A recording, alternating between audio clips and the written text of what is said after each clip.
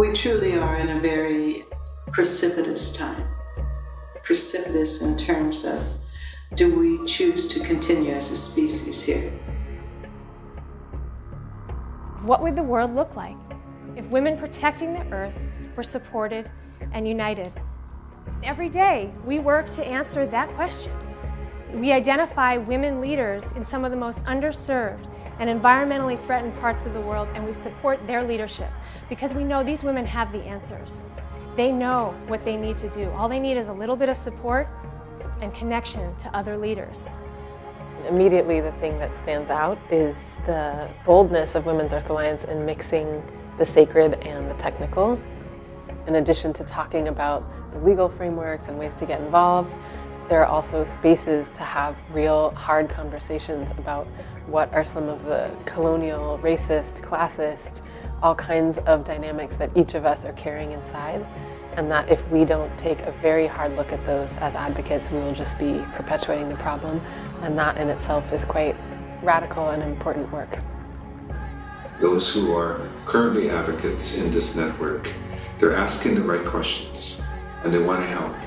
And they understand the need to be open-minded and to learn something from our Indigenous peoples and how we can work together. I think it's really incumbent upon us to respond to our life's calling, whether that's as an advocate or a scientist or as a cultural practitioner who is willing to speak truth to power. So I think it's really a critical time to take action now. I feel I have only so many days in my life. I want them all to count. And that's one of the reasons why I love the partnership we're starting to develop now with the Women's Earth Alliance, because I believe that you folks are about trying to create the healing that we need in our world. The Alliance has been out to Shoshone territory and actually sat on the side of Mount Denabo, a spiritual site that's heavily threatened by mining, and sat there with some of our Shoshone grandmothers. And to be on the land like that with the Indigenous people, especially the elders, that's where your advocates are really going to understand that those connections and relationships with the lands. A really important part is to create a network of empowered, of resourced and mobilized grassroots rural women leaders and trainers who will then spread this knowledge to their networks, to other women's groups. This is not a top-down model where we have experts who are teaching women about these techniques. It is really the exchange of knowledge and solutions that these women leaders have been already implementing in their communities, and most importantly, bringing back the dignity into the traditional knowledge systems of women farmers, which has been completely eroded in this larger paradigm of industrial agriculture.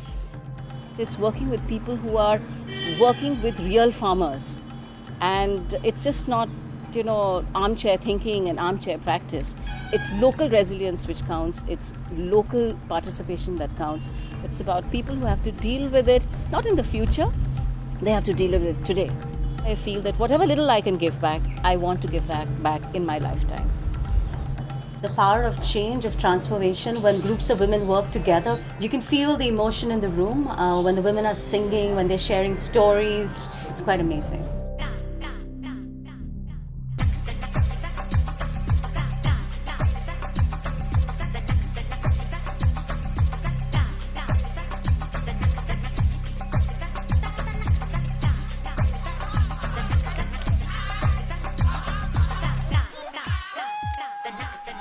The solution lies with us, and the answer is with us women. I expect them to get down to the ground, and myself included, get down to the ground and build a mass of grassroots women who are ready to talk in their communities, influence decisions and advocacy and lobby for change in various development aspects within our communities. There are times that I face challenges and I look back and say, wow, what brought me into this? But a moment after, when you see that you brought hope to people that has no hope, you forget about all this, and the joy springs up within you that you're affecting humanity positively.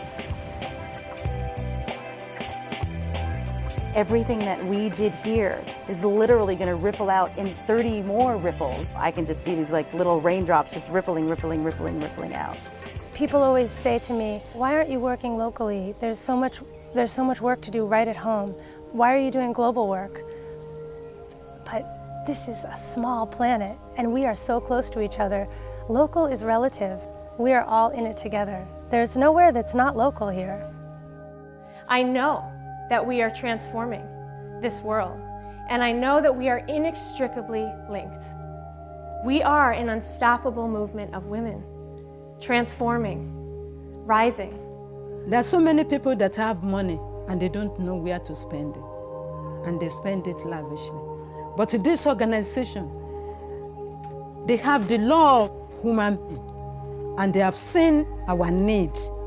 For them devoting their life, their money, and their time to come and help us in this country, we are very grateful.